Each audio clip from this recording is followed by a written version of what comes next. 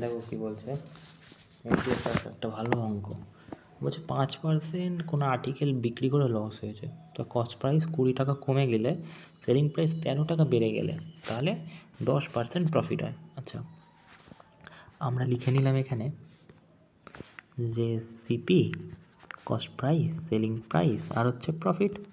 ওকে, কোনো ভুল তো করলাম না।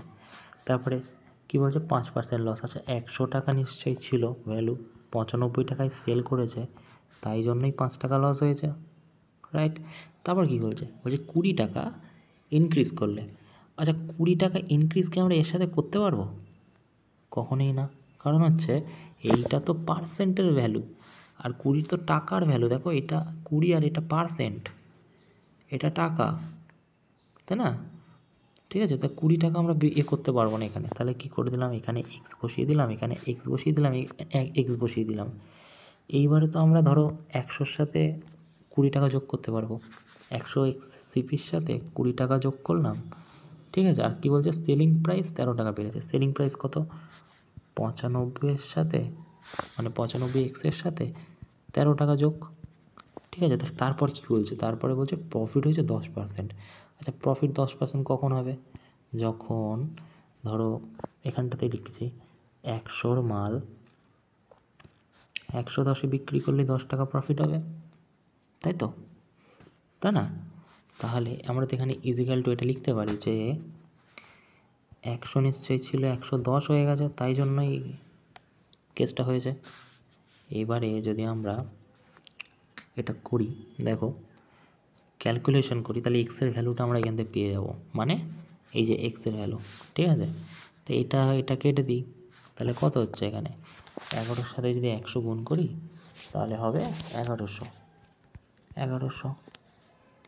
এক্স প্লাস 220 ইজিক্যাল টু কত হবে, ইজিক্যাল টু হবে 950 এক্স প্লাস 130। ওকে, এবারে কি বলছে দেখো,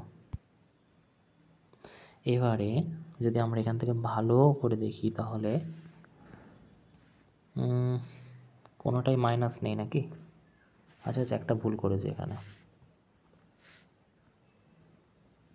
দেখো এই জায়গাটায় তো 20টা মাইনাস ছিল না, 20 মাইনাস করা হয়েছে না, ডিক্রিজ করা হয়েছে এই জায়গাটা, এই যে লেখা রয়েছে। তো ডিক্রিজ করলে তাহলে কত হবে, এই জায়গাটাও তাহলে মাইনাসই হবে।